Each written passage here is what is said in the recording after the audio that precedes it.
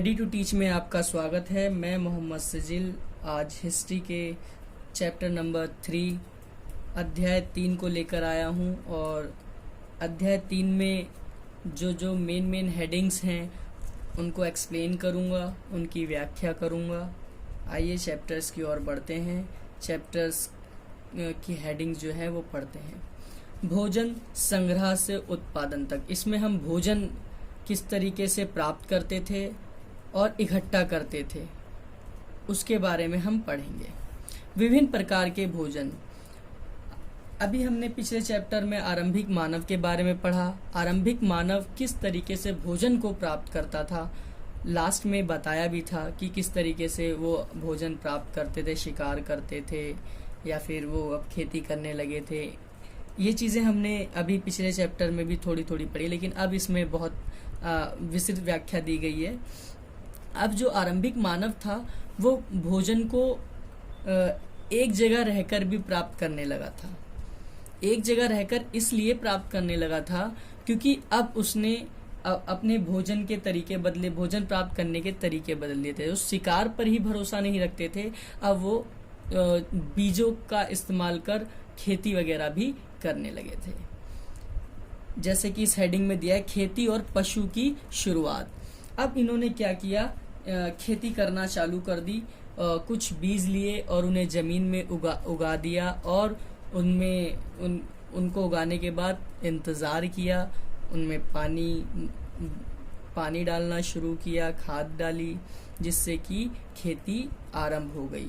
खेती की शुरुआत भी इन्हीं मानव के द्वारा की गई थी और खेती के साथ साथ इन्होंने पशुपालन भी शुरू किया। पशुपालन इसलिए शुरू किया क्योंकि वो भी एक भोजन के रूप में किसी भी टाइम पशु का वो इस्तेमाल कर सकते थे। दूसरा, खेती से जो खरपतवार मिलता था उसका वो इस्तेमाल पशु के चारे के रूप में करते थे। आइए अब आगे बढ़ते हैं। एक नई जीवन शैली इन्होंने अपनाई थी। अब ये एक जगह रुक कर रहने लगे, वहाँ पर कई महीनों तक रहने लगे और अपनी फसल का इंतज़ार करने लगे। जैसे लिखा है, सिंचाई, खरपतवार हटाना, ये सारे काम वो धीरे धीरे करने लगे। अब ये सिर्फ शिकार पर ही निर्भर नहीं रहते थे, अब ये खेती पर भी निर्भर रहने लगे थे। तो इन्होंने एक नई जीवन शैली अपना ली थी। आइए नेक्स्ट हेडिंग पे बढ़ते हैं। जानवर चलते फिरते खाद्य भंडार थे। जानवरों को चलते फिरते खाद्य भंडार इसलिए कहा गया था क्योंकि जानवरों से ये दूध प्राप्त कर सकते थे किसी भी टाइम, किसी भी समय। और जानवर इसलिए भी पालते थे, उनको वो किसी भी समय उनका मांस का उपयोग भी कर सकते थे। तो इसलिए ये एक चलते फिरते खाद्य भंडार भी थे। आओ आरंभिक कृषक और पशुपालकों के बारे में पता करें। जैसा कि आपने अभी देखा कि अनाज और हड्डियां और पुरा स्थल, गेहूं, जौ, भेड़, बकरी, मवेशी, मेहरगढ़, आधुनिक पाकिस्तान, आज वो पाकिस्तान में है, ये मेहरगढ़ में था। चावल, जानवरों की हड्डियों के टुकड़े, ये कोलिड हवा यानी आधुनिक उत्तर प्रदेश में। चावल, मवेशी, मिट्टी पर खुरों के निशान, ये महरगढ़ जो आधुनिक उत्तर प्रदेश में है। गेहूं और दलहन जो गुफरन काल यानी आधुनिक कश्मीर में है। गेहूं और दलहन, कुत्ते, मवेशी, भैंस, भेड़, बकरी जो बुर्ज़होम में, आधुनिक कश्मीर जिसे कहा जाता है। इस तरीके से ये पूरा का पूरा इस साइड पूरा स्थल्स दे रखे हैं और इस तरफ अनाज और हड्डियों के बारे में बताया गया कि किस जगह पे कौन सी चीज़ों को उगाया जाना शुरू कर दिया गया था। आइए आगे बढ़ते हैं स्थानीय जीवन की ओर। अब उनके जीवन में बदलाव आ रहा था। अब वो शिकार के साथ साथ खेती पर भी उन्हें भरोसा हो गया था, खेती भी करना चालू कर दी थी। तो उनके जीवन स्थायी हो गया था, परमानेंट होने लगा था।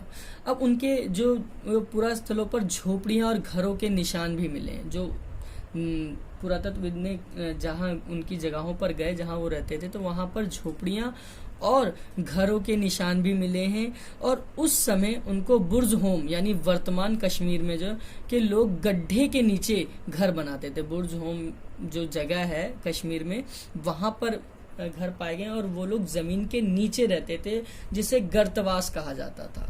क्या कहा जाता? गर्तवास। गर्तवास में वो अपना जीवन व्यतीत करते थे और वो जमीन के अंदर होता था। और इनकी जीवनचर्या भी वही है, पूरी की पूरी वही पाषाण काल, नवपाषाण युग की तरह ही है, जिसमें ये औजार, पत्थरों के औजार, हड्डियों के औजार, लकड़ियों का उपयोग करना, धीरे धीरे चीजों का इस्तेमाल करना सीख रहे थे। और बर्तन भी उस समय मिले इन्हें, कई सारे खुदाई में बर्तन भी पाए गए, तो बर्तन का भी उपयोग उस समय इन्होंने करना शुरू कर दिया था। आइए, अन्य रीति रिवाज। अन्य पुरातत्वविद बहुत स्पष्ट रूप से इस बारे में कुछ नहीं कह सकते हैं, लेकिन उनका मानना था कि कृषक और पशुपालक समूह में रहते थे। कृषक और पशुपालक जो थे वो लोग समूह में रहते थे, जिन्हें जनजाति कहा जाता था। उनको क्या कहा जाता? जो समूह में जो लोग रहते थे उस समय उन्हें जनजाति कहा जाता था। और विद्वानों ने पाया है कि ये लोग कुछ ऐसे रीति रिवाज मानते थे जो संभवतः पहले से ही प्रचलित रहे, और ये ऐसे रीति रिवाज करते थे जो शुरू से ही प्रचलित रहे हैं। आइए अब नेक्स्ट हेडिंग पे पढ़ते हैं, मेहरगढ़ में जीवन मृत्यु। देखो, मेहरगढ़ के बारे में इसमें बताया गया है कि मेहरगढ़ किस तरीके से था, वहाँ क्या क्या चीज़ें पाई गई थी, वहाँ किस तरीके से लोग रहते थे। तो आइए हम थोड़ा इसे पढ़ते हैं। मेहरगढ़ संभवतः वह स्थान है जहाँ के स्त्री पुरुष ने इस इलाके में सबसे पहले जौ और गेहूं उगाना, भेड़ बकरी पालना सीखा। मेहरगढ़ एक ऐसी जगह है जहां पर स्त्री और पुरुष दोनों ने मिलकर जौ गेहूं उगाना चालू किया, भेड़ बकरी को पालना चालू किया। तो वहां पर जो मेहरगढ़ है वहां पुरातत्वविद जाते हैं तो वहां उन्हें हड्डियां, बकरी की हड्डियां, गेहूं के दाने, जौ के दागे भी मिलते हैं। और इनकी कुछ ऐसी परंपरा थी कि जब कोई व्यक्ति मरता था तो उसकी कब्र के साथ एक बकरी जरूर डालते थे। देखो ये लिखा है, एक कब्र में एक मृतक के साथ एक बकरी को भी दफनाया जाता था।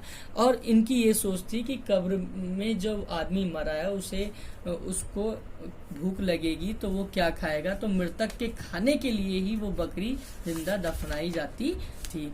और ये जो इसकी लास्ट हेडिंग है, द अंजलि हेडिंग, इसमें ये एक जगह का नाम है जो कि पूरा स्थल है और चीन और म्यांमार की ओर जाने वाले रास्ते में ब्रह्मपुत्र की घाटी की एक पहाड़ी पर है। यहाँ खरल और मसूल जैसे पत्थरों के उपकरण मिले हैं। यहाँ पर खरल और मसूल जैसे पत्थरों के उपकरण पाए गए हैं। अगर ये चैप्टर आपको समझ आया हो तो इस वीडियो को लाइक करें, शेयर करें और चैनल सब्सक्राइब करना ना भूलें। थैंक यू, धन्यवाद।